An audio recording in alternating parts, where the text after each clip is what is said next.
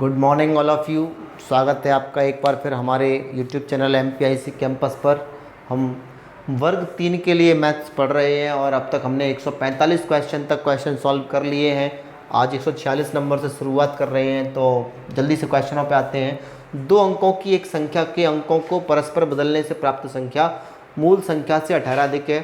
संख्या के अंकों का योग 6 है। मूल संख्या क्या होगी ये हमको बताना है। तो कल भी मैंने आप सबको बताया था कि ऐसे क्वेश्चनों को सॉल्व करने से अपेक्षा यदि ऑप्शन से सेटिस्फाई कर दिया जाए तो ज़्यादा अच्छा है। जैसे मैं ये कहूँ, इसमें 2 शर्तें हैं। एक तो संख्या के अंकों का योग 6 है, तो एक तो ये ऑप्शन है जिसमें अंकों का योग 6 है, ये ऑप्शन है जिसमें अंकों का 6 है, योग 6 है। तो ये 2 ऑप्शन तो ऐसे हैं जिनमें अंकों का योग 4 6 10 4 6 10 10 आ रहा है। तो ए और बी 2 ऑप्शन ऐसे हैं जो इस शर्त को सेटिस्फाई कर रहे हैं कि अंकों का योग 6 है। दूसरा ये है, संख्या के अंकों को परस्पर बदलने से प्राप्त संख्या मूल संख्या से 18 अधिक है।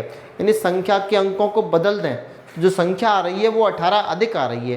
तो जैसे मैं 42 को ले लूँ थोड़ी देर के लिए, और 42 के अंकों को यदि हम पलट दें तो ये 24 हो जाएगा, 2 इधर 4 इधर। तो ये संख्या कम हो रही है ना कि अधिक, जबकि वो कह रहा है कि पलटने पर संख्या 18 अधिक होनी चाहिए। इसका मतलब 42 भी इस सवाल का आंसर नहीं है। तो आंसर क्या लगेगा? 24। क्यों? क्योंकि 24 को यदि हम पलट देंगे तो ये 42 बन जाएगा, 18 अधिक हो जाएगा। तुम देखो घटा के कितना अधिक हो रहा है, 18 अधिक हो रहा है। तो 24 ही वो ऑप्शन है जिसके अंकों का योगफल भी 6 है। और इसको पलट दें, 24 को पलटोगे तो 42 बनेगा, मतलब ये 18 अधिक भी होगा। इसका मतलब है कि निश्चित रूप से इस सवाल का आंसर कौन सा होगा? 24। यही बात यहाँ लागू होती है। 2 अंकों की एक संख्या के अंकों को परस्पर बदलने पर प्राप्त संख्या मूल संख्या से 27 कम है। यानी अंकों को बदल दें तो जो संख्या आ रही है वो मूल से 27 कम आ रही है, कम। तो हम देखें, जैसे हम 36 को पलट दें, 36 को पलट दें और 36 को पलटने पर हमको क्या मिलेगा? 63 मिलेगा। इसका मतलब ये है कि ये अधिक हो गया न कि कम, जबकि हमें 27 कम लानी है। इसका मतलब है कि 36 हमारा ऑप्शन बिल्कुल नहीं है। बात करें 48 की, यदि 48 को पलट दें तो 84 हो जाएगा। यदि 48 को पलट दें तो क्या हो जाएगा? 84। ये भी कम हो रहा है, जबकि हम, और कितना कम हो रहा है ये? घटा के देखें, यदि 48 को पलट दें तो 84 होगा, और कितना कम हो रहा है ये? सॉरी, अधिक हो रहा है ये। तो इसका मतलब ये भी सही नहीं है, जबकि हमें तो कम करना है। 48 को यदि हम पलट दें तो अधिक हो रहा है ये 84, तो ये भी सही नहीं है। इसका मतलब ये ऑप्शन भी खत्म। यानी बी और डी ऑप्शन में से कोई एक आंसर होगा। जैसे हम 84 की बात कर लें कि 84 है कि नहीं है, तो 84 को यदि मैं पलट दूं तो 48 आ जाएगा। तो ये कम हो रहा है। कितना कम हो रहा है? 14 में से 8 घटाए 6 और 3, ये 36 कम हो रहा है, जबकि हमें 27 कम चाहिए। ये ऑप्शन भी खत्म हो गया। इसका मतलब आंसर क्या होगा? 63। 63 को चेक करें, 63 को पलट दें तो ये 36 हो जाएगा। तो कितना कम हो रहा है? 27। 27 कम हो रहा है। इसका मतलब है कि निश्चित रूप से सवाल का आंसर होगा 63। कुछ लोगों को डाउट ये होगा कि संख्या के अंकों का अनुपात 1:2 होना चाहिए। कुछ लोग ये कह रहे होंगे कि 63 में तो अंकों का अनुपात 1:2 है ही नहीं। तो मैं आपको बता दूं कि 63 में अंकों का अनुपात 1:2 है। कैसे है? इसमें पहला अंक कौन सा है? तो पहला अंक होता है इकाई का अंक, तो इकाई का अंक 3 है। और दूसरा अंक होता है दहाई का अंक यानी 6। और 3 और 6 का जब तुम अनुपात निकालोगे, पहला अंक ये, दूसरा अंक ये, तो अनुपात क्या आएगा? 3 एकम 3, 3 दूनी 6, 1:2 का अनुपात आ जाएगा। इसका मतलब इस ऑप्शन में दोनों शर्तें लग पा रही हैं। तो निश्चित रूप से इस सवाल का आंसर क्या लगना चाहिए? 63। तो 63 is the answer of this question. अगला क्वेश्चन है क्वेश्चन नंबर 148। 2 संख्याओं का योग 23 और गुणनफल 120 है, उनके वर्गों का योग कितना है? जैसे मैं 2 संख्याएं मान लूँ, एक ए और एक बी, तो इनका योग दिया है 23 और गुणनफल होता है ए बी, वो दिया है 120। और हमसे पूछा गया वर्गों का योगफल, यानी ए स्क्वायर प्लस बी स्क्वायर की वैल्यू हमसे पूछी गई है। तो यदि मैं इस इक्वेशन का स्क्वायर कर दूं, दोनों साइड का स्क्वायर कर दूं, तो यहाँ ए प्लस बी का होल स्क्वायर लगेगा, A square plus B square plus 2ab। और 23 का स्क्वायर होता है 529। हमें A square plus B square निकालना है। 2 इंटू ए बी की value 120 equal 529 A square plus B square plus 120 दूनी 240 इक्वल 529। यहाँ से हम देखें A square plus B square कितना आएगा 529 माइनस को जाएंगे 240, यानी ये वैल्यू कितनी आएगी 289। यानी इस सवाल का आंसर क्या आएगा 289। तो मैंने क्या किया, इस इक्वेशन का स्क्वायर करके और सॉल्व कर लिया। क्यों? क्योंकि मेरे पास ए बी की वैल्यू थी और ए स्क्वायर प्लस बी स्क्वायर मुझे निकालना है। बात करें इस सवाल की, दो संख्याओं का योग 12 गुणनफल 35 है, उनके व्युत्क्रमों का योग कितना होगा? तो कभी भी, जैसे मैं पहले बात बता दूं, जैसे मैं दो संख्या मान लूँ, एक ए मान लूँ और एक बी मान लूँ। मेरे पास इनका योगफल दिया है 12 और गुणनफल दिया है ए बी 35। मुझे व्युत्क्रमों का योगफल निकालना है। तो ए का व्युत्क्रम होगा 1/a, बी का व्युत्क्रम होगा 1/b और योगफल एलसीएम आ जाएगा ए बी, ऊपर आएगा b प्लस ए। आप देख सकते हो कि b प्लस ए मतलब a प्लस बी, तो वो दिया है 12 और ए भी दिया है 35। तो इस तरह से सॉल्व करके हम निकाल सकते हैं 12/35।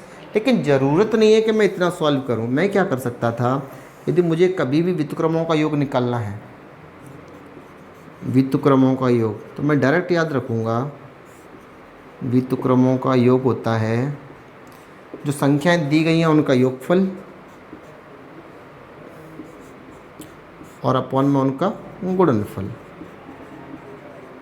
यदि अंतर होता तो मैं योग की जगह अंतर लिख लेता। तो इस सवाल का आंसर क्या आ जाता, योगफल 12 और गुणनफल 35। तो मैं डायरेक्ट आंसर रख पाता। तो इसका मतलब ऑप्शन नंबर बी सवाल का आंसर होगा। ठीक है, अगला क्वेश्चन है क्वेश्चन नंबर 150। इस सवाल में हमें दिया है 632 प्लस 5474 प्लस 69 प्लस 7 में इकाई का अंक ज्ञात कीजिए। तो इकाई के अंक को निकालने के लिए जैसे हमें जोड़ के बताना है इकाई का अंक, तो केवल इकाई के अंकों को जोड़ लो। 2 और 4 6, 6 और 9 15, 15 और 7 22 और 22 में इकाई का अंक क्या आएगा 2। 7 और 9 16, 16 और 4 20, 20 और 2 22, 22 में इकाई का अंक क्या आएगा 2। 2 इस सवाल का आंसर मतलब बी ऑप्शन। मैं पहले 152 नंबर का क्वेश्चन करा देता हूँ। इसमें मल्टीप्लाई करके इकाई का अंक बताना है। तो 4 का 8 से 4 8 32, 32 चलो मैं लिख देता हूँ, और 7 का 3 से 7 या 21, 7 या 21, 8 चौके 32। फिर भी हमें इकाई का अंक निकालना, तो इकाई का गुणा कर लो, 2 1 कम 2, मतलब इस सवाल में भी आंसर क्या आएगा 2, यानी सी ऑप्शन। लेकिन क्वेश्चन नंबर 151 की यदि मैं बात करूं, यहाँ दो संख्याएं प्लस की हैं और दो संख्याएं माइनस की हैं। इतना तो कन्फर्म है कि ये संख्याएं काफ़ी बड़ी हैं।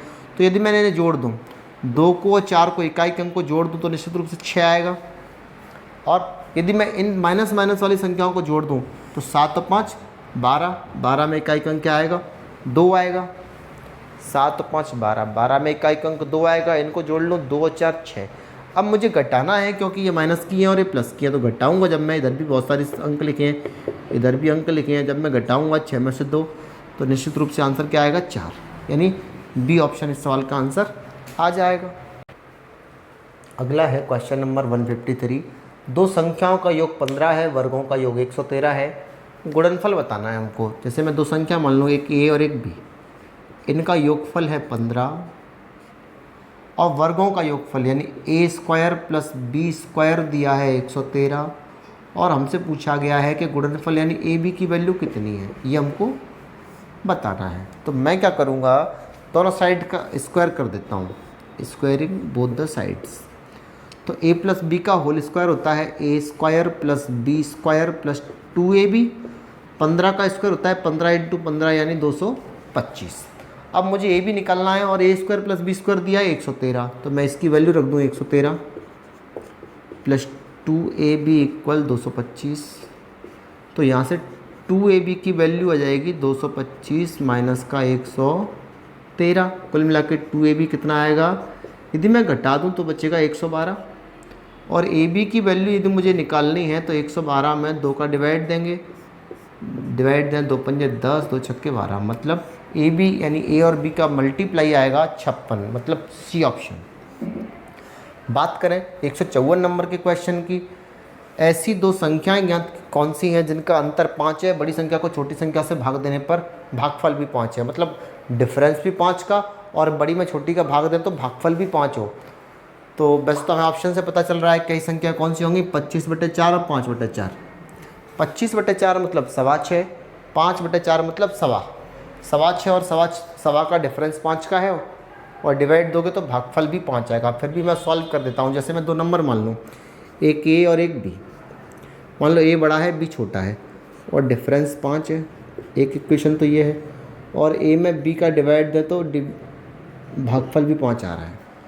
यहाँ से यदि मैं सॉल्व करूँ, ए की वैल्यू निकालूँ, ए की वैल्यू कितनी आएगी, 5 का बी से मल्टीप्लाई 5b, यानी ए की वैल्यू 5b आ रही है। इस ए की वैल्यू को यहाँ रख दूँ 5b minus B equal 5। 5b minus B होता है 4b इक्वल 5। तो b की वैल्यू क्या आएगी, 5/4, यानी इसमें एक संख्या 5/4 आएगी।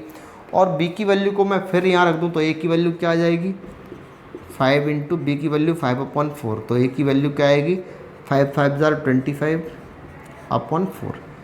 25/4 एक वैल्यू 5/4, मतलब ऑप्शन नंबर डी। ठीक है, आज के लिए काफ़ी है।